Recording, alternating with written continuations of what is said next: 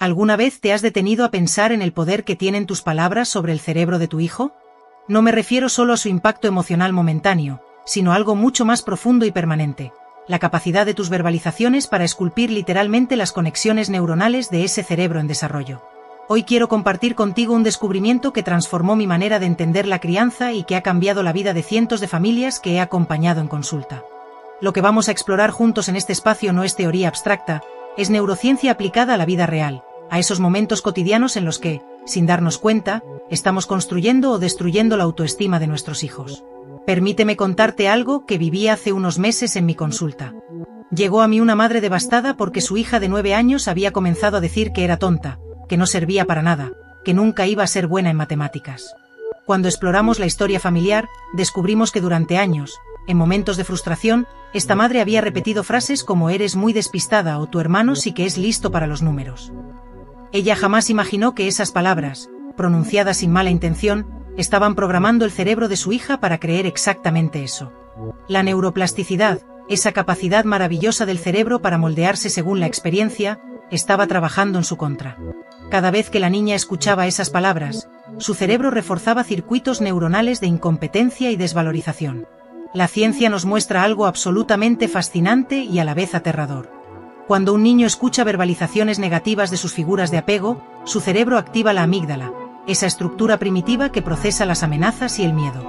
Se dispara el cortisol, la hormona del estrés, que en niveles crónicos daña la corteza prefrontal, la zona responsable de la regulación emocional, la toma de decisiones y la autoestima. Estudios recientes de neuroimagen han demostrado que niños expuestos a críticas constantes muestran menor activación en las áreas cerebrales relacionadas con la autovaloración positiva. Por el contrario, cuando un niño recibe validación empática y palabras que separan su identidad de su comportamiento, se libera oxitocina, la hormona del vínculo y el bienestar, que fortalece la conexión entre la corteza prefrontal y el sistema límbico, permitiendo un desarrollo emocional sano. Antes de continuar, quiero invitarte a formar parte de esta comunidad de crianza consciente. Si este contenido resuena contigo, si sientes que necesitas herramientas basadas en ciencia para transformar tu manera de comunicarte con tus hijos, te pido que te suscribas al canal Psicología y Crianza y actives la campanita. Aquí no juzgamos, aquí iluminamos caminos. Cada semana compartimos estrategias prácticas respaldadas por neurociencia y psicología del desarrollo para que puedas convertirte en el refugio emocional que tus hijos necesitan. No se trata de ser padres perfectos, se trata de ser padres presentes y conscientes. Y ahora déjame hacerte una pregunta que me encantaría que respondieras en los comentarios. ¿Desde dónde nos estás viendo? Cuéntame tu país, tu ciudad, tu rincón del mundo. Me fascina saber que esta comunidad se extiende por tantos lugares diferentes, unida por el mismo deseo de criar con amor y conocimiento. Escríbelo ahora en los comentarios antes de que se te olvide. Tu participación no solo me ayuda a conocerte mejor, también ayuda a que este contenido llegue a más familias que lo necesitan. Quiero que imagines por un momento el cerebro de tu hijo como un jardín en pleno crecimiento. Cada palabra que pronuncias es como una semilla que plantas en ese jardín. Las palabras de aliento, validación y amor incondicional son semillas de flores hermosas que crecerán fuertes y resilientes. Las palabras de crítica, comparación, etiquetado o invalidación emocional son semillas de maleza que invadirán ese jardín, ahogando las flores y ocupando espacio valioso. La neuroplasticidad nos dice que el cerebro infantil es extraordinariamente sensible a la experiencia repetida. No es una sola frase aislada la que causa el daño, es el patrón, la repetición, el mensaje que el cerebro del niño internaliza como verdad absoluta sobre sí mismo. Lo que resulta devastador es que muchas de las frases más tóxicas se pronuncian sin mala intención. Vienen de nuestra propia educación, de patrones transgeneracionales que simplemente repetimos porque así nos criaron a nosotros. Frases como no llores, tu hermano si se porta bien, eres un vago, nunca vas a cambiar o te quiero cuando te portas bien pueden parecer inofensivas o incluso educativas en la superficie. Pero a nivel cerebral están generando un impacto neurotóxico que puede persistir hasta la vida adulta. La buena noticia, la que quiero que grabes en tu corazón, es que nunca es tarde para cambiar el patrón. La neuroplasticidad funciona en ambas direcciones. En los próximos capítulos vamos a desmenuzar juntos 5 verbalizaciones parentales específicas que la ciencia ha identificado como especialmente dañinas para la autoestima infantil. Pero no nos quedaremos solo en el problema, esa no es mi manera de trabajar. Para cada frase tóxica te voy a entregar la alternativa terapéutica exacta, basada en comunicación no violenta y en los hallazgos más recientes de la neurociencia del desarrollo.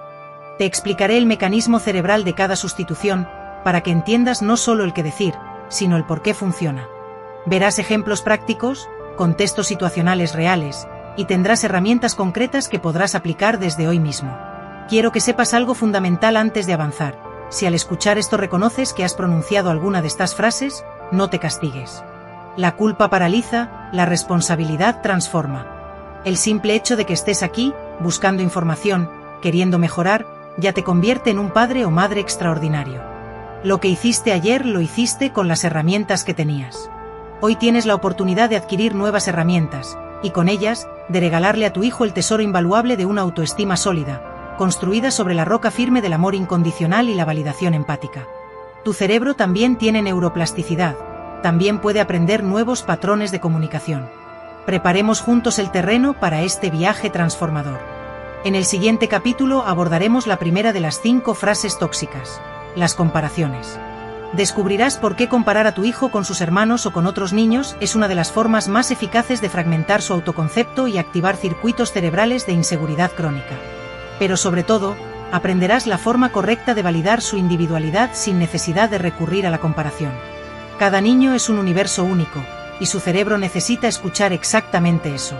Imagina por un momento que estás en tu trabajo y tu jefe te llama para decirte delante de todos tus compañeros: mira cómo lo hace María, ella sí que es eficiente, ¿por qué no puedes ser como ella? ¿Cómo te sentirías? Probablemente experimentarías una mezcla de vergüenza, ira, frustración y una profunda sensación de no ser suficiente. Pues exactamente eso, multiplicado por 100, es lo que siente tu hijo cuando escucha frases como tu hermano sí saca buenas notas o mira cómo se porta bien tu prima. La diferencia es que el cerebro infantil, aún en desarrollo, carece de las herramientas de procesamiento emocional que tiene un adulto, por lo que el impacto neurológico es devastadoramente mayor. La comparación es probablemente una de las verbalizaciones más comunes en la crianza, y también una de las más tóxicas. Viene de una intención aparentemente noble: motivar al niño a mejorar mostrándole un modelo a seguir. Pero lo que la neurociencia nos demuestra es que el cerebro infantil no procesa la comparación como un estímulo motivacional, sino como una amenaza directa a su valor personal. Cuando un niño escucha que su hermano, su primo o su compañero de clase es mejor que él en algo, su amígdala cerebral se activa inmediatamente. Esta estructura primitiva del cerebro, diseñada para detectar peligros, interpreta la comparación como una señal de rechazo potencial por parte de sus figuras de apego, lo cual a nivel evolutivo representaría una amenaza de supervivencia. Permíteme explicarte lo que sucede en el cerebro de tu hijo en el momento exacto en que escucha una comparación. Primero, la amígdala se enciende como una alarma de incendios, liberando una cascada de cortisol y adrenalina. El cortisol, en niveles crónicos, daña la conexión entre la corteza prefrontal y el sistema límbico, debilitando la capacidad del niño para regular sus emociones y construir una autoimagen positiva. Estudios de neuroimagen realizados en la Universidad de Cambridge han demostrado que niños expuestos a comparaciones frecuentes muestran menor activación en las áreas cerebrales relacionadas con la autovaloración. Además, se activa un circuito neuronal de vigilancia constante. El niño comienza a vivir en un estado de alerta permanente, comparándose obsesivamente con otros y buscando señales de aprobación o rechazo en cada interacción. Pero el daño va mucho más allá del momento inmediato. Las comparaciones fragmentan el autoconcepto del niño, que es la imagen interna que tiene de sí mismo. Cuando un niño escucha repetidamente que su hermano es más inteligente, más deportista, más obediente o más cariñoso, su cerebro comienza a construir una narrativa interna tóxica: yo no soy suficiente tal como soy. Esta narrativa se graba en las redes neuronales a través de la neuroplasticidad negativa, creando autopistas cerebrales de autodevaluación que pueden persistir hasta la edad adulta. He visto en consulta a adultos de 40, 50 años que siguen cargando el peso de las comparaciones que escucharon en su infancia, adultos brillantes y capaces que no logran reconocer su propio valor porque el mensaje "tu hermano era mejor" quedó grabado a fuego en su cerebro. Recuerdo el caso de Andrés, un niño de 8 años que llegó a mi consulta con síntomas de ansiedad y bajo rendimiento escolar. Su madre no entendía qué pasaba, porque él era muy inteligente y tenía todas las capacidades. Cuando comencé a trabajar con la familia, descubrí que el hermano mayor de Andrés era un estudiante ejemplar, y que en casa se escuchaban constantemente frases como "tu hermano nunca tuvo estos problemas" o "mira cómo estudia tu hermano, aprende de él". Lo que los padres no veían es que cada comparación era un ladrillo más en el muro de ansiedad que estaba levantando Andrés. Él había dejado de intentarlo porque su cerebro ya había internalizado el mensaje: nunca seré tan bueno como él, entonces ¿para qué esforzarme? Esto se conoce en psicología como indefensión aprendida, y tiene una base neurobiológica clara. El cerebro deja de activar los circuitos de motivación dopaminérgica porque anticipa el fracaso. Ahora bien, sé que muchas veces la comparación surge sin mala intención, incluso desde el cansancio o la desesperación. Entiendo perfectamente ese momento en que sientes que ya no sabes qué más decir y se te escapa aún tu hermana nunca me dio estos problemas. Pero quiero que entiendas algo fundamental, la intención no cambia el impacto cerebral. El cerebro de tu hijo procesa la información a nivel neurobiológico, no interpreta tus intenciones. Por eso necesitamos sustituir este patrón de comunicación por uno que sí funcione. La alternativa científica a la comparación se llama validación individual. En lugar de comparar a tu hijo con otros, valida su proceso único, su esfuerzo personal, su progreso respecto a sí mismo. Veamos ejemplos concretos de esta sustitución. En lugar de decir tu hermano sí saca buenas notas, di veo que las matemáticas te están costando trabajo, ¿qué puedo hacer para apoyarte? En lugar de mira cómo se porta bien tu prima, di necesito que recojas tus juguetes ahora, es tu responsabilidad. En lugar de tu hermana era más obediente a tu edad, di hoy tuviste un mal momento, mañana podemos intentar hacerlo mejor juntos. ¿Notas la diferencia? En la primera versión estás colocando al niño en una balanza donde siempre sale perdiendo. En la segunda versión estás abordando la conducta específica sin atacar su identidad. Esta sustitución tiene un fundamento neurobiológico poderoso. Cuando validas la individualidad de tu hijo sin compararlo, estás activando circuitos cerebrales de seguridad y pertenencia. Se libera oxitocina, la hormona del vínculo, que fortalece la conexión entre ustedes y le dice a su cerebro, soy valioso tal como soy, mi lugar en esta familia es seguro. Esto permite que la corteza prefrontal se desarrolle de manera saludable, construyendo una autoestima sólida basada en su propio valor intrínseco, no en ser mejor o peor que otros. Estudios recientes han demostrado que niños criados con validación individual en lugar de comparaciones muestran mayor resiliencia emocional, mejor rendimiento académico y relaciones más sanas con sus hermanos. Quiero que hagas un ejercicio consciente durante esta semana. Cada vez que sientas la tentación de comparar a tu hijo con su hermano, con un primo o con cualquier otro niño, detente y respira. Pregúntate, ¿qué necesito comunicar realmente? ¿Quiero que mejore en algo específico? Entonces habla de esa conducta concreta sin traer a nadie más a la conversación. Tu hijo no necesita ser como su hermano, necesita ser la mejor versión de sí mismo. Y eso solo puede florecer cuando su cerebro recibe el mensaje claro de que es amado, valorado y suficiente exactamente como es. En el próximo capítulo exploraremos la segunda frase tóxica, las etiquetas permanentes, esas palabras que encadenan a nuestros hijos a una identidad fija y dañina. Hay una frase que escucho constantemente en mi consulta y que me parte el corazón cada vez que la oigo. Es cuando un niño de 7, 8, 9 años me dice con total naturalidad, es que yo soy vago, yo soy torpe, yo soy el malo de la familia. Y lo dice como si fuera una verdad absoluta, inamovible, parte de su esencia. Cuando pregunto de dónde sacó esa idea, la respuesta siempre es la misma. Lo ha escuchado tantas veces en casa que su cerebro lo ha convertido en su identidad. Esto, queridos padres, es el poder devastador de las etiquetas permanentes. Y hoy vamos a entender exactamente qué sucede a nivel neurológico cuando definimos a nuestros hijos con adjetivos fijos en lugar de describir sus comportamientos específicos.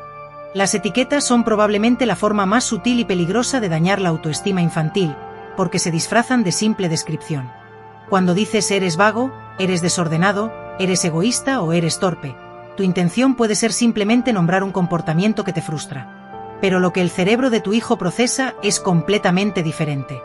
Él no escucha tu comportamiento en este momento es inadecuado, escucha esto es lo que soy, esto define mi identidad, esto es permanente. La diferencia entre eres y has hecho parece pequeña, pero a nivel neurológico es abismal. El verbo ser implica esencia, permanencia, identidad fija. El verbo hacer implica acción, temporalidad, posibilidad de cambio. Permíteme explicarte el mecanismo cerebral de las profecías autocumplidas que nacen del etiquetado permanente. Cuando un niño escucha repetidamente que es vago, su cerebro comienza a construir redes neuronales que refuerzan exactamente esa creencia. Esto se debe a un fenómeno fascinante llamado sesgo de confirmación. El cerebro busca activamente información que confirme lo que ya cree sobre sí mismo e ignora la información contradictoria. Si un niño se identifica como vago, su cerebro notará cada vez que no termina una tarea y lo tomará como evidencia de su vagancia, pero ignorará completamente las veces que sí se esfuerza porque eso no encaja con su narrativa interna. Este proceso se refuerza a través de la neuroplasticidad, creando autopistas neuronales de autolimitación que pueden durar toda la vida. La investigación en neurociencia nos muestra algo absolutamente revelador. Estudios realizados con resonancia magnética funcional han demostrado que cuando un niño internaliza una etiqueta negativa, se reduce la activación en las áreas cerebrales asociadas con la motivación y la iniciativa. Es como si el cerebro dijera, ¿para qué intentarlo si ya soy así? Se bloquean los circuitos dopaminérgicos que nos impulsan a buscar recompensas y a esforzarnos por mejorar. Además, se activa la amígdala cada vez que el niño se enfrenta a situaciones relacionadas con esa etiqueta, generando ansiedad anticipatoria. Un niño etiquetado como torpe sentirá ansiedad cada vez que tenga que participar en deportes o actividades físicas, y esa ansiedad, paradójicamente, hará que su desempeño sea peor, confirmando la etiqueta. Recuerdo perfectamente el caso de Lucía, una niña de 10 años brillante e imaginativa que llegó a mi consulta porque se negaba rotundamente a hacer los deberes escolares. Los padres estaban desesperados y habían empezado a llamarla vaga e irresponsable. Cuando trabajé a solas con Lucía, descubrí algo que los padres no habían visto. Ella tenía un miedo paralizante a equivocarse. Resulta que años atrás, cuando estaba aprendiendo a escribir, cometía muchos errores de ortografía y en casa habían comenzado a decirle «eres muy despistada y eres descuidada». Esas etiquetas se habían grabado en su cerebro de tal manera que ahora, cada vez que tenía que hacer una tarea escolar, su sistema nervioso se inundaba de cortisol y su mente se bloqueaba. No era vagancia, era una respuesta neurobiológica de protección ante algo que su cerebro había aprendido a asociar con la confirmación de su incompetencia. Lo que resulta especialmente doloroso es que muchas veces las etiquetas se ponen sin mala intención, incluso desde el cariño. He escuchado a padres decir con tono afectuoso «mi hijo es muy despistado, ella es tímida, así es su forma de ser». Pero incluso las etiquetas que parecen neutrales o descriptivas están limitando el potencial del niño. Cuando defines a tu hija como tímida, su cerebro asume que eso es una característica fija de su personalidad, en lugar de entender que la timidez es una respuesta emocional que puede modificarse con experiencia y apoyo. Estás cerrando puertas antes de que ella tenga la oportunidad de explorar quién puede llegar a ser. Ahora bien, sé que estás pensando, pero si mi hijo realmente es desordenado, ¿cómo lo llamo? Y aquí es donde entra la magia de la comunicación terapéutica. En lugar de etiquetar la identidad, describes el comportamiento específico. Veamos ejemplos concretos de esta transformación. En lugar de decir eres un vago, di hoy no has terminado tus tareas, necesito que te sientes a hacerlas ahora. En lugar de eres desordenado, di tu cuarto está desordenado, es hora de recoger.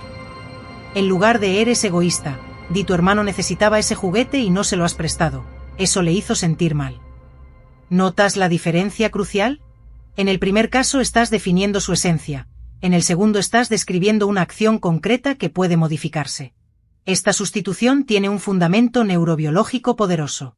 Cuando separas el comportamiento de la identidad, estás manteniendo activos los circuitos de neuroplasticidad y crecimiento. El cerebro de tu hijo recibe el mensaje, hice algo inadecuado, pero eso no define quién soy. Puedo aprender, puedo mejorar, puedo cambiar. Esto activa la corteza prefrontal, permitiendo la reflexión y la autorregulación, en lugar de activar la amígdala con su carga de vergüenza y desesperanza.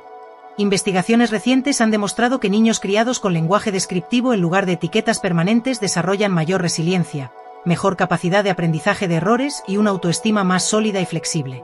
Quiero que hagas un ejercicio de consciencia esta semana. Cada vez que estés a punto de usar el verbo ser para definir a tu hijo, detente y pregúntate, ¿estoy hablando de su esencia o de su comportamiento? Si es su comportamiento, usa verbos de acción, ha hecho, está haciendo, necesita hacer. Tu hijo no es vago, hoy no ha cumplido con sus responsabilidades. Tu hija no es torpe, está aprendiendo a coordinar sus movimientos. Tu hijo no es egoísta, en este momento no ha compartido. La diferencia parece pequeña, pero para su cerebro en desarrollo es la diferencia entre una jaula y una puerta abierta.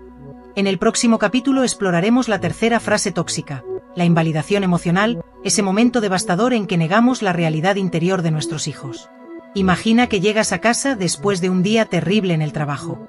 Tu jefe te ha humillado delante de tus compañeros, has cometido un error que te hace sentir incompetente y llegas emocionalmente agotado. Cuando intentas compartir tu dolor con tu pareja, recibes como respuesta, no es para tanto, hay gente con problemas peores, deja de dramatizar o ya se te pasará, no le des tanta importancia. ¿Cómo te sentirías? Probablemente te sentirías más solo que antes de compartirlo, incomprendido, y quizás hasta culpable por sentir lo que sientes. Esa sensación devastadora de que tus emociones no importan, de que tu realidad interior es negada o minimizada, Es exactamente lo que experimentan nuestros hijos cuando invalidamos sus emociones. Y hoy vamos a descubrir por qué esta es una de las formas más silenciosas y peligrosas de dañar su desarrollo emocional. La invalidación emocional es probablemente la más común de las 5 frases tóxicas que estamos explorando, porque muchas veces ni siquiera la reconocemos como algo dañino. Frases como no llores por eso, no es para tanto, deja de hacer ese drama, los niños grandes no tienen miedo o no tienes por qué estar triste salen de nuestra boca con la mejor intención. Creemos que estamos ayudando al niño a superar su emoción, a ser más fuerte, a no quedarse atrapado en sentimientos que consideramos desproporcionados. Pero lo que la neurociencia nos muestra es exactamente lo contrario. Cuando invalidamos las emociones de un niño, no hacemos que desaparezcan, simplemente le enseñamos a su cerebro que lo que siente no es válido, que no puede confiar en sus propias percepciones, que debe ocultar o negar su mundo interior. Permíteme explicarte lo que sucede a nivel cerebral cuando un niño experimenta invalidación emocional de manera repetida. Las emociones se procesan principalmente en el sistema límbico, específicamente en la amígdala y el hipocampo. Cuando un niño siente miedo, tristeza, frustración o cualquier emoción intensa, estas estructuras se activan generando una cascada de neurotransmisores y hormonas. Para que esa emoción pueda ser procesada de manera saludable, necesita que la corteza prefrontal, la zona del cerebro responsable de la regulación emocional, se conecte con el sistema límbico y ayude a darle sentido a lo que está sintiendo. Esta conexión se fortalece a través de la validación empática de los adultos significativos.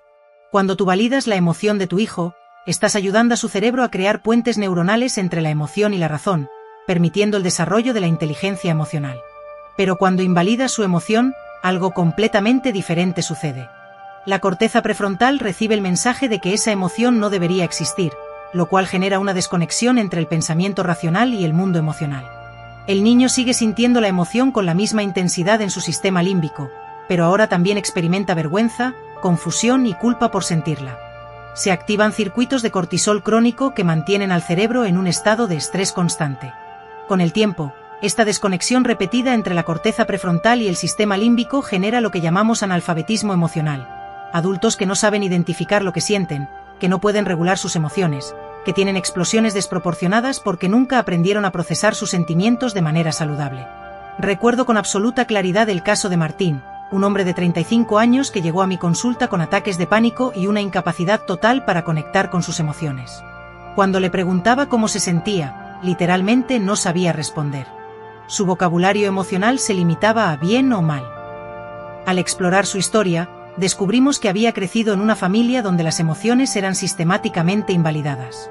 Su padre, un hombre de militar formación, consideraba que llorar era de débiles y que el miedo era inaceptable. Cada vez que Martín expresaba una emoción, recibía mensajes de invalidación. Los hombres no lloran, no tienes motivos para estar triste, deja de quejarte. Su cerebro aprendió a desconectar la corteza prefrontal del sistema límbico como mecanismo de supervivencia. El problema es que las emociones no desaparecen cuando las negamos, simplemente se acumulan en el cuerpo hasta que explotan en forma de síntomas físicos o crisis emocionales. Lo que resulta especialmente preocupante es que la invalidación emocional no solo afecta la capacidad de procesar emociones, también daña profundamente la autoestima y el sentido de identidad. Cuando un niño escucha repetidamente que lo que siente no es válido, su cerebro internaliza el mensaje, algo está mal en mí, no puedo confiar en lo que siento, mis emociones son erróneas. Esto genera una desconfianza fundamental en su propia experiencia interior, lo cual es devastador para el desarrollo de una identidad sólida. Investigaciones recientes han demostrado que adultos que experimentaron invalidación emocional sistemática en la infancia presentan mayor incidencia de trastornos de ansiedad, depresión, alexitimia y dificultades en las relaciones interpersonales. Ahora quiero que entiendas algo fundamental. Validar la emoción de tu hijo no significa estar de acuerdo con su comportamiento ni permitir cualquier cosa. Puedes validar su emoción y al mismo tiempo establecer límites sobre su conducta. Esta es la clave de la comunicación terapéutica. Veamos ejemplos concretos de cómo sustituir la invalidación por validación empática. En lugar de decir no llores por eso, es una tontería. Di veo que estás muy triste porque se rompió tu juguete, es normal que te duela perder algo que querías. En lugar de no tienes por qué tener miedo, di entiendo que tengas miedo de la oscuridad, muchos niños lo sienten, vamos a encontrar juntos una forma de que te sientas más seguro. En lugar de deja de hacer ese drama, dice que estás muy frustrado porque no puedes hacer lo que quieres ahora mismo. Es difícil esperar cuando queremos algo con fuerza. ¿Notas la diferencia profunda? En la primera versión estás negando su realidad emocional, En la segunda estás validando lo que siente mientras le enseñas a su cerebro que las emociones son naturales, manejables y pueden ser comprendidas. Esta validación empática tiene un impacto neurobiológico inmediato y poderoso. Cuando validas la emoción de tu hijo, su sistema nervioso parasimpático se activa, reduciendo los niveles de cortisol y permitiendo que la corteza prefrontal se conecte con el sistema límbico. Se libera oxitocina, la hormona del vínculo, que fortalece vuestra conexión y le transmite el mensaje fundamental: estoy aquí contigo, tus emociones son válidas, no estás solo. Con el tiempo, esta validación repetida construye las autopistas neuronales de la inteligencia emocional, permitiendo que tu hijo desarrolle la capacidad de identificar sus emociones, regularlas de manera saludable y mantener relaciones interpersonales sanas. Quiero invitarte a hacer un ejercicio de consciencia esta semana. Cada vez que tu hijo exprese una emoción, antes de responder, pregúntate: ¿estoy a punto de validar o invalidar lo que siente? Si te sorprendes diciendo no es para tanto o no deberías sentirte así, detente y reformula. Di en voz alta lo que observas: veo que estás enojado, noto que estás triste, entiendo que te sientes frustrado. No necesitas solucionar su emoción inmediatamente, solo necesitas acompañarla. Tu presencia empática es el mejor regulador emocional que tu hijo puede tener. En el próximo capítulo exploraremos la cuarta frase tóxica: el amor condicional, ese mensaje devastador que vincula nuestro afecto con el comportamiento del niño. Hay una pregunta que hago en todas mis conferencias sobre crianza y que siempre genera un silencio incómodo en la sala. La pregunta es esta: ¿alguna vez le has dicho a tu hijo, directa o indirectamente, que tu amor depende de su comportamiento?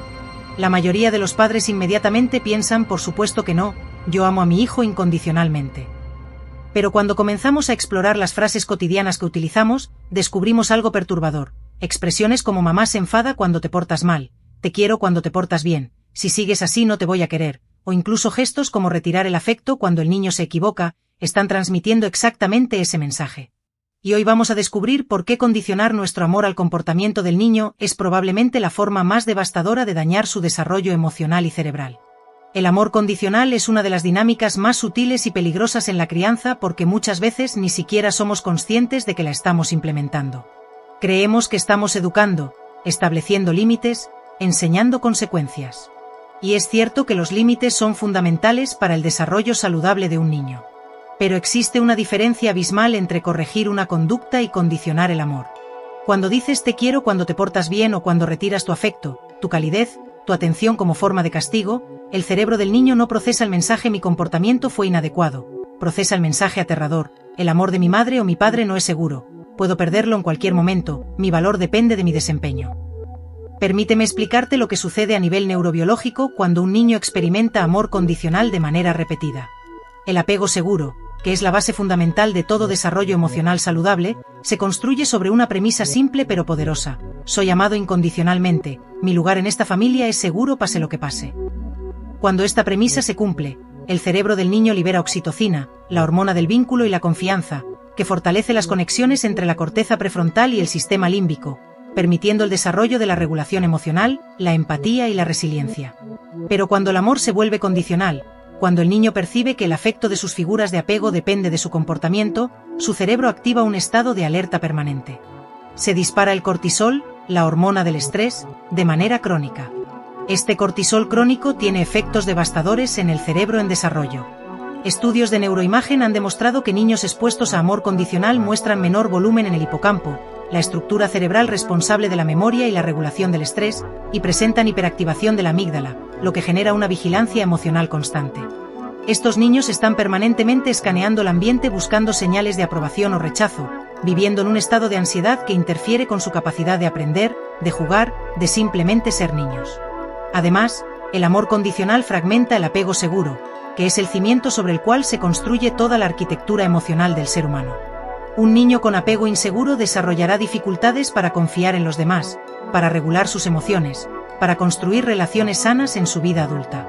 Recuerdo con absoluta claridad el caso de Elena, una joven de 23 años que llegó a mi consulta con una depresión profunda y una incapacidad paralizante para tomar decisiones. Cuando exploramos su historia, descubrimos un patrón devastador. Había crecido con una madre que retiraba su afecto cada vez que Elena cometía un error o no cumplía con sus expectativas. No había gritos, no había violencia física, simplemente el silencio, la mirada fría, la ausencia emocional. Elena había aprendido que el amor era algo que debía ganarse constantemente a través del desempeño perfecto. Su cerebro había desarrollado un estado de hipervigilancia permanente, buscando señales de aprobación en cada interacción. Lo más triste es que Elena era una mujer brillante, talentosa, con un potencial enorme, pero su cerebro estaba tan ocupado tratando de sentirse segura y amada que no le quedaba energía para florecer. Lo que resulta especialmente doloroso es que el amor condicional muchas veces viene de padres que aman profundamente a sus hijos, pero que repiten patrones de crianza que ellos mismos experimentaron. Nunca se detuvieron a pensar en el impacto de frases como «mamá está decepcionada de ti», «no me hables hasta que te disculpes», o simplemente retirar el contacto visual, el abrazo, la calidez emocional cuando el niño se porta mal. Creen que están enseñando consecuencias, pero lo que realmente están enseñando es que el amor es frágil, que puede retirarse en cualquier momento, que el niño debe vivir en un estado de alerta constante para no perder el afecto de las personas más importantes de su vida. Ahora quiero que entiendas algo fundamental. Separar el amor incondicional de la corrección conductual no significa permitir cualquier comportamiento. Puedes establecer límites firmes, puedes corregir, puedes implementar consecuencias naturales y lógicas. Todo eso es parte de una crianza saludable. La clave está en mantener el vínculo emocional intacto mientras corriges la conducta. Veamos ejemplos concretos de cómo sustituir el amor condicional por límites con amor incondicional. En lugar de decir te quiero cuando te portas bien, di tu comportamiento ahora mismo no es aceptable y voy a ayudarte a cambiarlo, pero quiero que sepas que te amo siempre, incluso cuando cometes errores. En lugar de retirar tu afecto cuando el niño se equivoca, di estoy muy molesta con lo que has hecho, vamos a hablar de esto, pero mi amor por ti nunca cambia. En lugar de mamá está decepcionada de ti, di estoy decepcionada de tu comportamiento en este momento, pero creo en ti y sé que puedes hacerlo mejor. ¿Notas la diferencia profunda? En la primera versión estás vinculando tu amor a su desempeño, en la segunda versión estás separando claramente la conducta de la identidad y del vínculo. Esta separación tiene un impacto neurobiológico inmediato y poderoso. Cuando mantienes el vínculo emocional intacto mientras corriges la conducta, el cerebro del niño recibe dos mensajes simultáneos. Mi comportamiento necesita mejorar y soy amado incondicionalmente. Esto permite que la corteza prefrontal procese la corrección sin que la amígdala se inunde de cortisol y pánico. El niño puede reflexionar sobre su conducta, aprender de sus errores, desarrollar la capacidad de autorregulación, todo esto sin comprometer su sentido fundamental de seguridad y valía. Investigaciones recientes en neurociencia del desarrollo han demostrado que niños criados con amor incondicional pero límites claros desarrollan mayor resiliencia emocional, mejor capacidad de autorregulación, relaciones interpersonales más sanas y menor incidencia de trastornos de ansiedad y depresión en la vida adulta.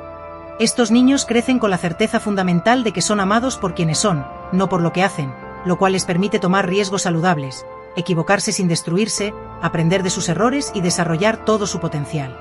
Quiero que hagas un ejercicio esta semana. Cada vez que tu hijo cometa un error o se porte mal, antes de responder, pregúntate, ¿estoy a punto de condicionar mi amor a su comportamiento?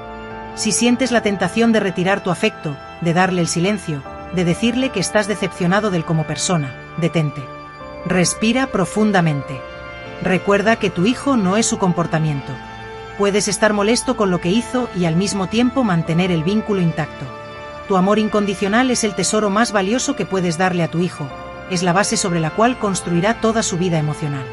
En el próximo capítulo exploraremos la quinta y última frase tóxica, las profecías negativas, esas palabras que programan el fracaso de nuestros hijos sin que nos damos cuenta.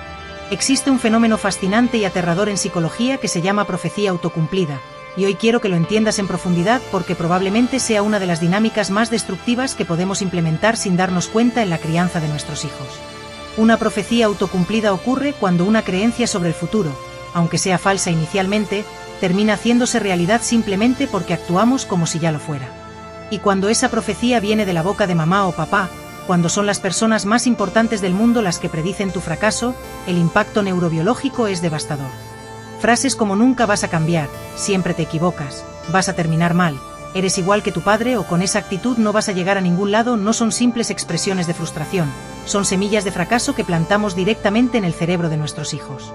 Las profecías negativas son probablemente las más insidiosas de las 5 frases tóxicas que hemos explorado porque llevan consigo el peso del tiempo futuro. No solo están diciendo algo sobre el presente del niño, están cerrando puertas en su futuro, están limitando su potencial antes de que tenga la oportunidad de desarrollarlo. Cuando dices nunca vas a aprender, siempre serás un desastre o vas a fracasar como tu hermano, El cerebro del niño no procesa esto como una opinión o una advertencia, lo procesa como una verdad inevitable pronunciada por las personas que más conocen y aman en el mundo. Y aquí es donde entra en juego el efecto Pigmalión negativo, un fenómeno ampliamente documentado en neurociencia.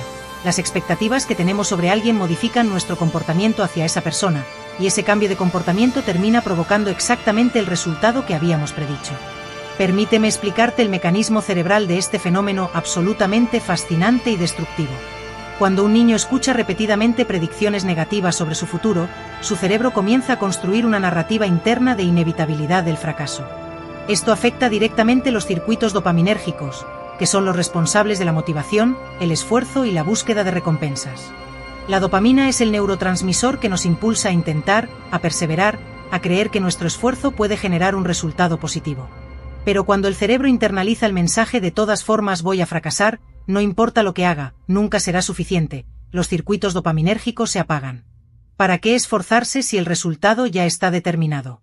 Esto genera lo que en psicología llamamos indefensión aprendida, un estado en el que la persona deja de intentar cambiar su situación porque ha aprendido que sus acciones no tienen impacto en el resultado.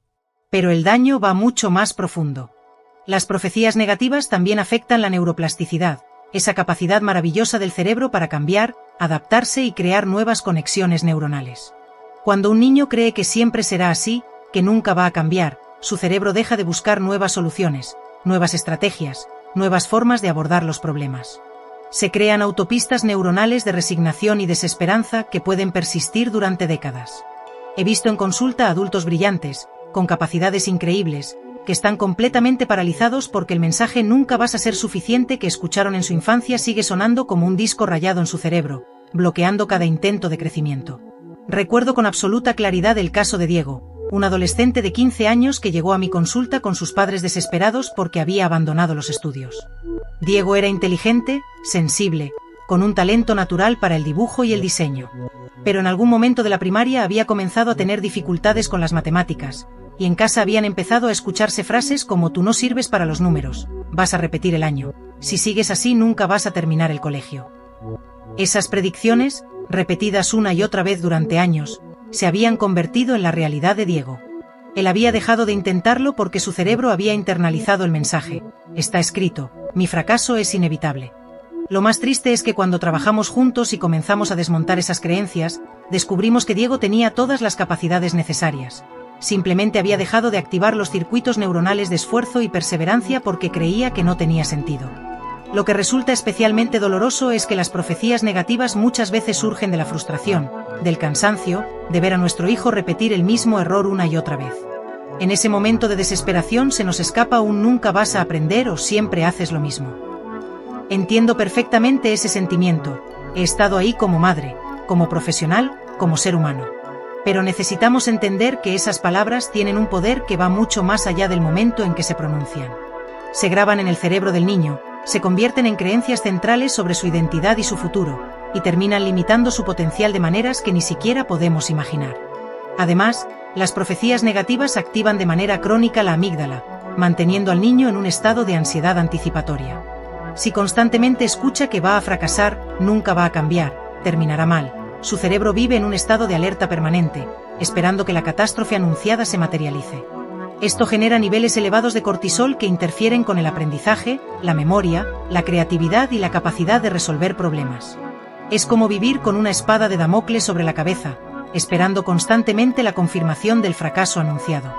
Ahora quiero que entiendas la alternativa terapéutica, basada en lo que llamamos lenguaje de crecimiento y posibilidad, fundamentado en la neuroplasticidad. En lugar de profecías negativas que cierran puertas, necesitamos usar lenguaje que abra posibilidades, que reconozca la capacidad del cerebro para cambiar y crecer. Veamos ejemplos concretos de esta transformación. En lugar de decir "nunca vas a cambiar", dice que ahora te está costando trabajo, pero confío en que puedes aprender nuevas formas de hacerlo. En lugar de "siempre te equivocas", di "hoy cometiste un error, los errores son oportunidades para aprender y mañana puedes hacerlo diferente". En lugar de "vas a terminar mal", di "este camino que estás tomando me preocupa, pero creo en tu capacidad de tomar mejores decisiones, estoy aquí para apoyarte". En lugar de "eres igual que tu padre", di "veo algunos patrones que me preocupan, pero tú eres tu propia persona y tienes la capacidad de elegir quién quieres ser". ¿Notas la diferencia fundamental? En la primera versión estás cerrando el futuro, declarando que el cambio es imposible. En la segunda versión estás abriendo posibilidades, reconociendo la dificultad presente pero manteniendo la puerta abierta al crecimiento. Esta sustitución tiene un impacto neurobiológico inmediato y poderoso.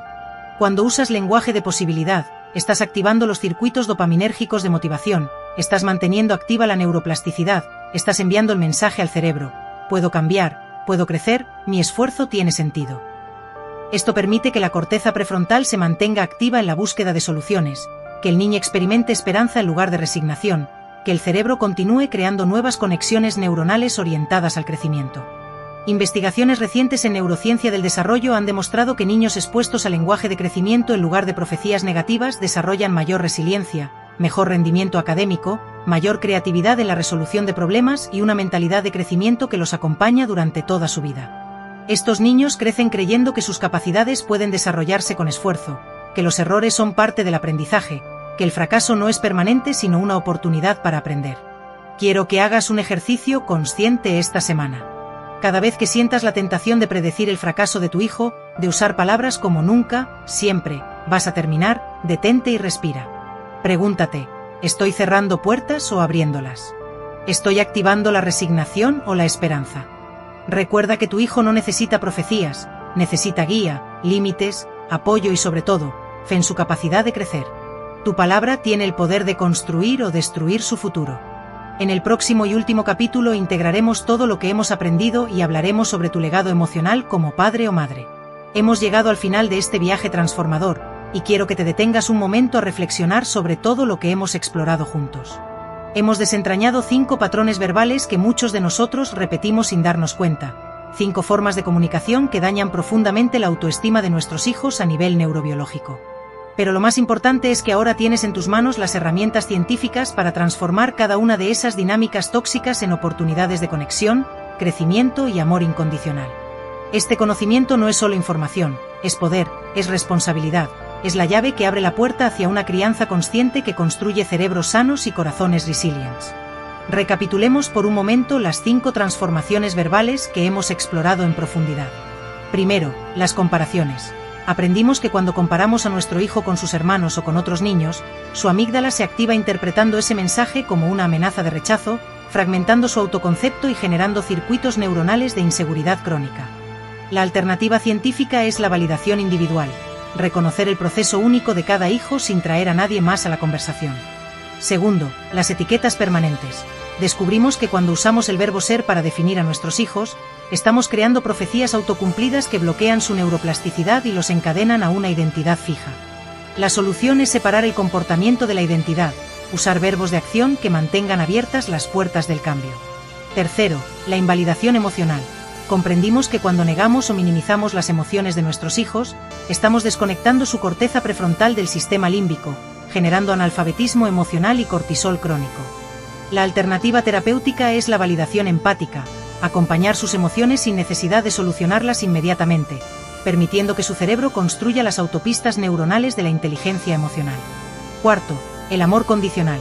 Exploramos cómo vincular nuestro afecto al comportamiento del niño fragmenta su apego seguro y genera ansiedad permanente, manteniendo su cerebro en un estado de hipervigilancia devastador. La clave está en separar el amor incondicional de la corrección conductual, manteniendo el vínculo emocional intacto mientras establecemos límites claros. Y quinto, las profecías negativas. Desentrañamos cómo predecir el fracaso de nuestros hijos apaga sus circuitos dopaminérgicos de motivación, bloquea su neuroplasticidad y crea autopistas neuronales de resignación y desesperanza. La transformación se logra con lenguaje de crecimiento y posibilidad, reconociendo la capacidad del cerebro para cambiar y mantener siempre abiertas las puertas del futuro. Estas 5 transformaciones no son simplemente técnicas de comunicación, son formas radicalmente diferentes de relacionarnos con nuestros hijos, basadas en la comprensión profunda de cómo funciona su cerebro en desarrollo y qué necesita para florecer. Quiero que entiendas algo fundamental: el impacto acumulativo de estas transformaciones verbales es exponencial, no lineal. Cada vez que eliges validar en lugar de comparar, cada vez que describes un comportamiento en lugar de etiquetar una identidad, cada vez que acompañas una emoción en lugar de invalidarla, cada vez que mantienes tu amor incondicional mientras corriges una conducta, cada vez que abres posibilidades en lugar de predecir fracasos, estás construyendo una conexión neuronal en el cerebro de tu hijo. Y esas conexiones, repetidas día tras día, semana tras semana, año tras año, se convierten en las autopistas neuronales que definirán su forma de relacionarse consigo mismo y con el mundo durante toda su vida. Esto es lo que yo llamo tu legado emocional. No estamos hablando de la herencia económica que dejarás a tus hijos, ni de los bienes materiales, ni siquiera de las oportunidades educativas que puedas ofrecerles.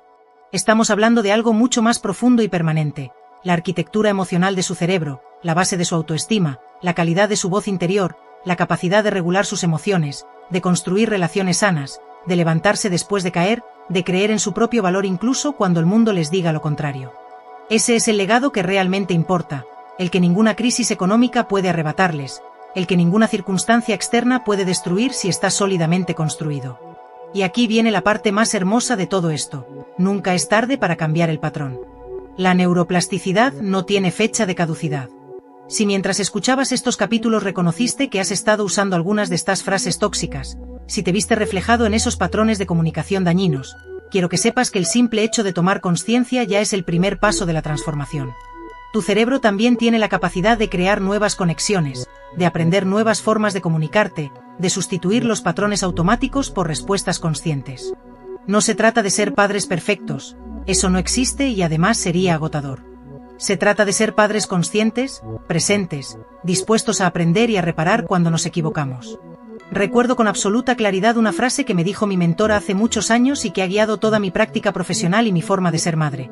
Los niños no necesitan padres perfectos, necesitan padres reales que se equivoquen, que pidan perdón, que muestren vulnerabilidad, que sigan intentándolo. Porque eso es exactamente lo que queremos enseñarles a ellos, que el error es parte del aprendizaje, que la vulnerabilidad es fortaleza, que siempre podemos levantarnos y volver a intentarlo. Tu coherencia emocional es su mejor escuela. Si quieres que tu hijo aprenda a regular sus emociones, tú también debes trabajar en regular las tuyas. Si quieres que acepte sus errores y aprenda de ellos, tú también debes modelar esa capacidad. Si quieres que desarrolle resiliencia, debe verte a ti levantándote después de caer. Antes de despedirnos, quiero invitarte a que formes parte permanente de esta comunidad de crianza consciente. Si este contenido ha resonado en tu corazón, si sientes que estas herramientas pueden transformar tu forma de relacionarte con tus hijos, te pido que te suscribas al canal Psicología y Crianza. Aquí seguiremos explorando juntos la ciencia del desarrollo infantil, la neuropsicología de la crianza, las herramientas prácticas que la evidencia científica nos ofrece para criar niños emocionalmente sanos. No estás solo en este camino, somos una comunidad de miles de padres y madres comprometidos con romper patrones transgeneracionales y construir una nueva forma de criar, basada en amor incondicional, límites claros y conocimiento científico. Quiero dejarte con una reflexión final que espero que guardes en tu corazón. Cada palabra que pronuncias, cada gesto que haces, cada respuesta emocional que ofreces a tu hijo, está esculpiendo literalmente su cerebro. Tú eres el arquitecto emocional de la próxima generación. Esa responsabilidad puede sentirse abrumadora, pero también es un privilegio extraordinario. Tienes en tus manos la capacidad de regalarle a tu hijo algo que ninguna circunstancia externa podrá quitarle jamás: una autoestima sólida, construida sobre la roca firme del amor incondicional y la validación empática. Hoy, ahora mismo, puedes comenzar a implementar estas 5 transformaciones verbales. No esperes a mañana, no esperes a ser perfecto, simplemente comienza. Tu hijo no necesita que seas perfecto, necesita que estés presente, consciente, dispuesto a crecer junto con él. El legado emocional que construyas hoy será la brújula que guíe a tu hijo durante toda su vida, y eso, querido padre o madre, es el regalo más valioso que existe.